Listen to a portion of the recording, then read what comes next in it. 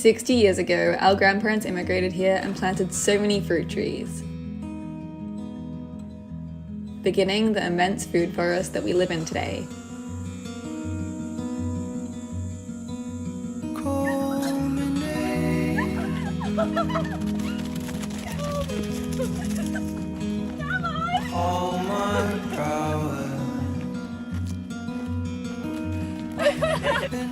They planted tropical fruit everywhere. Bananas, kiwis, mangoes, starfruit, guavas, avocados, and lychees. Years later, our parents took over caring for the food forest and planted even more. Now we realize that it's our turn. And over the past few years, we've been planting new orchards, gardens, and trees.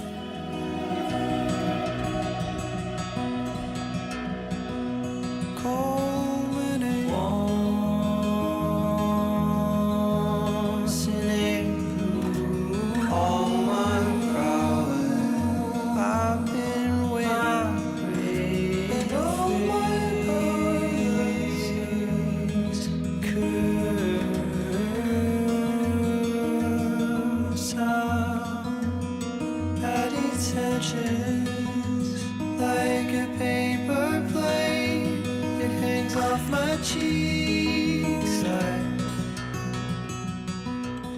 We turned the duckyard into an orchard. We planted figs, avocados, limes, and lemons. We're so excited by how much they've already grown. How amazing is this? The ducks spend their days finding bugs and protecting the trees from pests. We also let the sheep into this paddock to eat grass and fertilize the soil with their poop. Working together with the animals has made us realize the importance of imitating nature in the food forest. Us, the trees, the ducks, the sheep, the insects, and the soil are all connected and circular.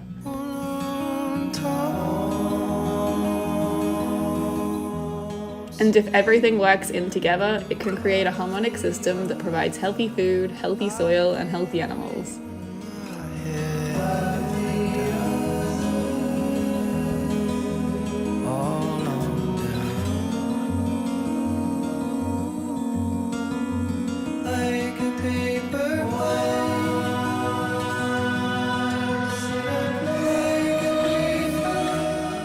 We've also been building a large flower and veggie permaculture garden.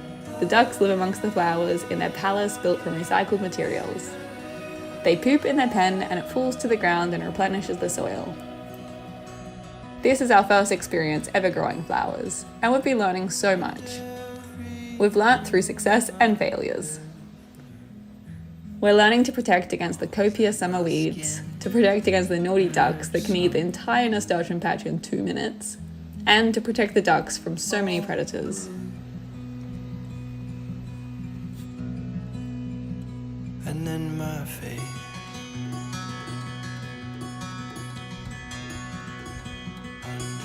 Our journey caring for the animals, the land, and the food systems has sometimes been very overwhelming.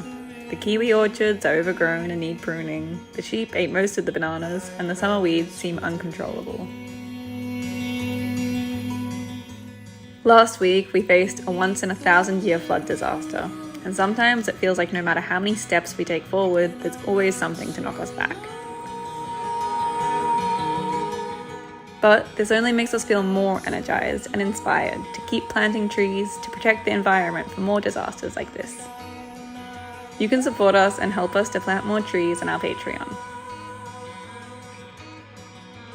We are so proud of every small step that we take, and we are guided by each tree that was planted by those before us. They hold their stories and help us understand everything.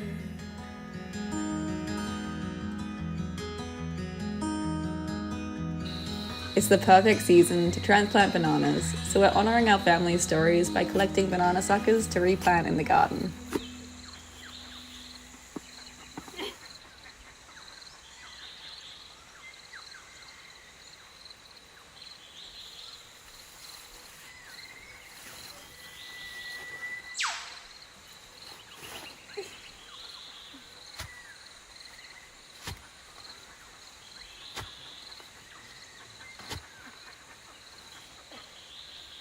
So much stuff.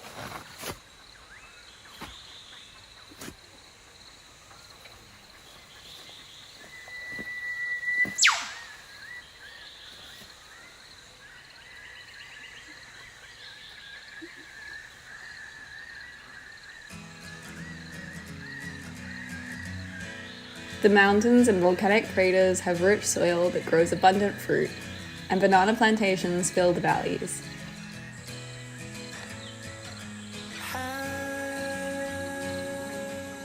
Our grandparents and parents were once banana farmers in these mountains, and in each reaching frond and growing fruit, we are reminded of their stories. Our grandparents moved here and became banana farmers, and these ridges were once filled with bananas, pineapples, and passion fruit. Our dad spent his childhood in the bananas, getting lost amongst the thick foliage and finding crystals in between each trunk.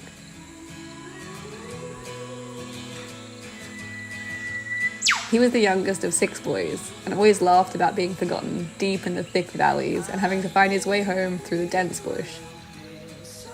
He would visit each neighbour along the way, and eat dinner from every family, arriving home full of 3 meals, but not telling anyone so that he could eat a 4th. He grew up to be a banana farmer like his dad, and when he was our age, he spent his days propagating, planting, and picking bananas.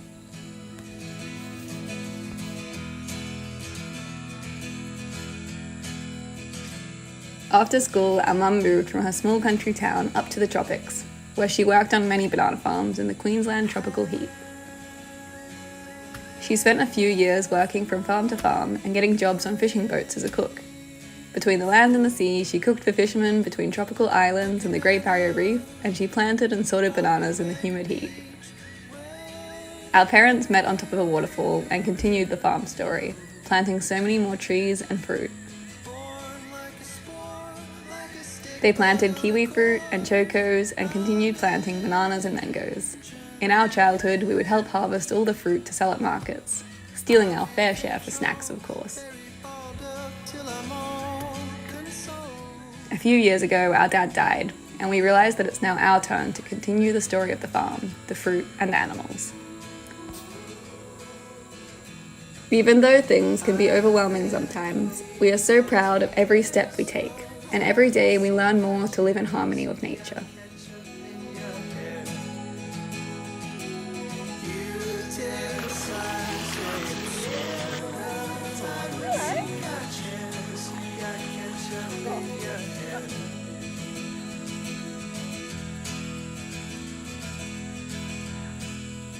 This ridge was once full of pineapples, and today we still call it the Pineapple Ridge.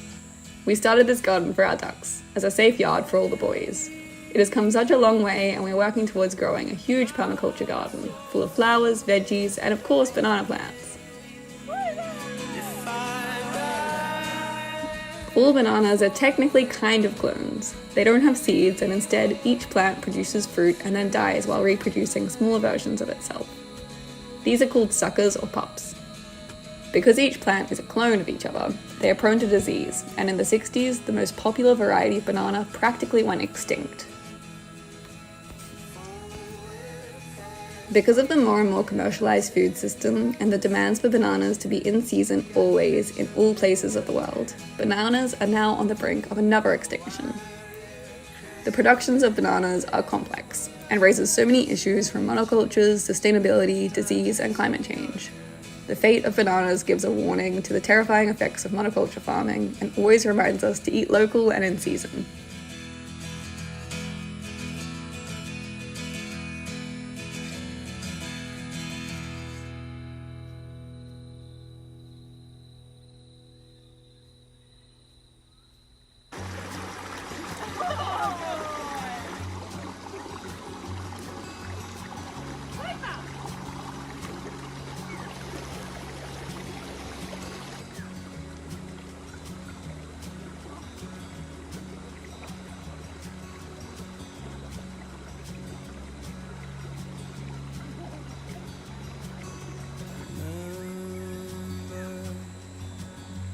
How we made a surprise in the trash bags on his birthday that year. Tell me everything that you remember. I think my hair is getting thinner up here. We filmed this video before the catastrophic floods. We knew these creeks as well as we know our own skin. Each boulder sad as it was since we bathed here as babies. Off by heart, we knew the path the water would take, which waterhole was always most full, or which boulder was best to catch the afternoon light as the seasons change.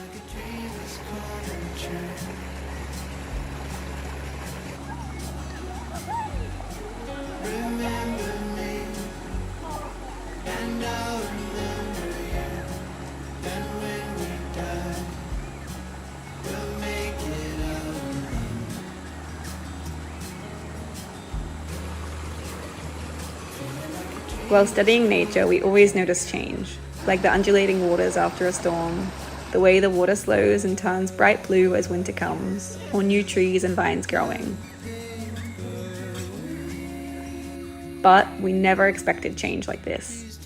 For every stone to have been turned, and for massive boulders to have rolled so far downstream. It seems strange to focus so much on these changes to a creek, but the truth is that we know and love these creeks as much as our home or our body. Our neighbours all feel the same way, and we've spoken to women who have lived in these hills for generations, who swam and played in these creeks as children, and now they bathe their grandchildren in the same waters. But again and again we hear the same story, that no one has ever seen a flood as devastating as this. We grieve the creek that once was, but we know that we will learn to love this new landscape too.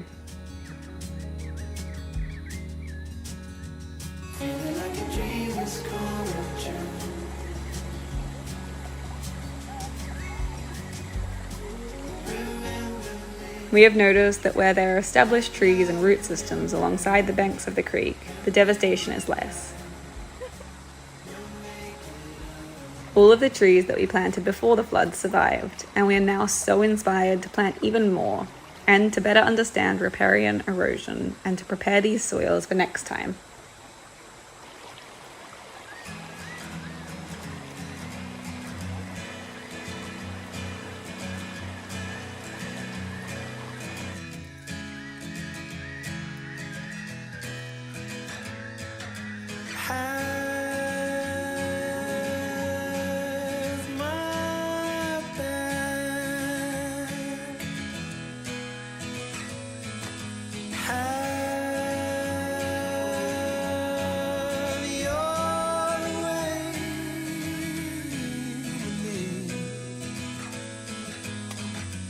Every day we move the sheep's paddocks.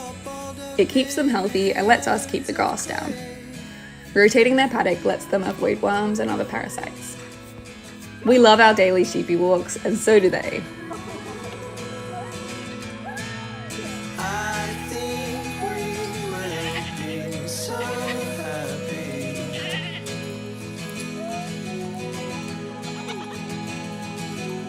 You taste like grape soda on the beach.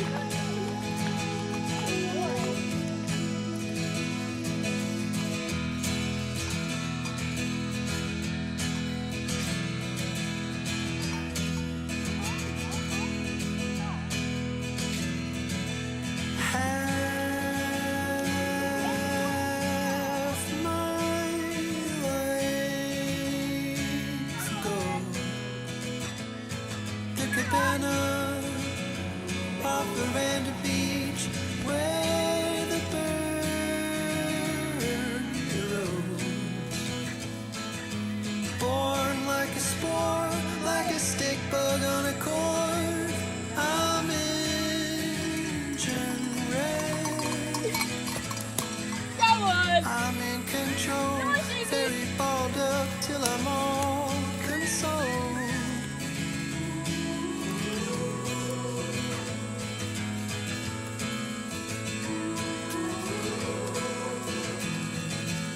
I've been queens of the air, so happy. You got chairs, you got ketchup in your hair.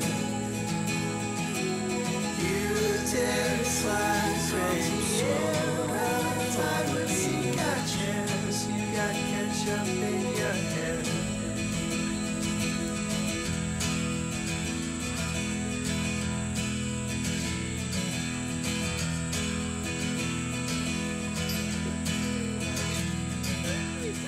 We also lock the ducks up in electric pens every night.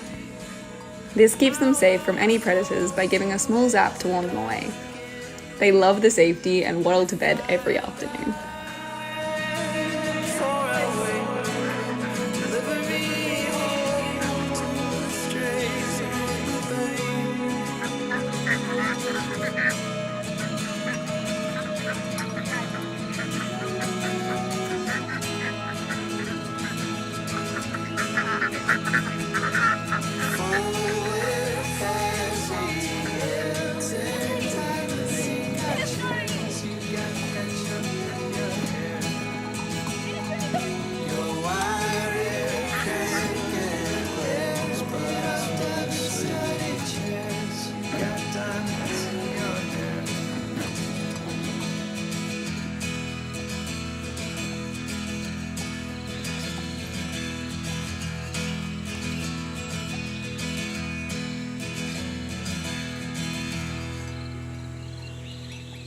The music in this video is by Fellow Hollow.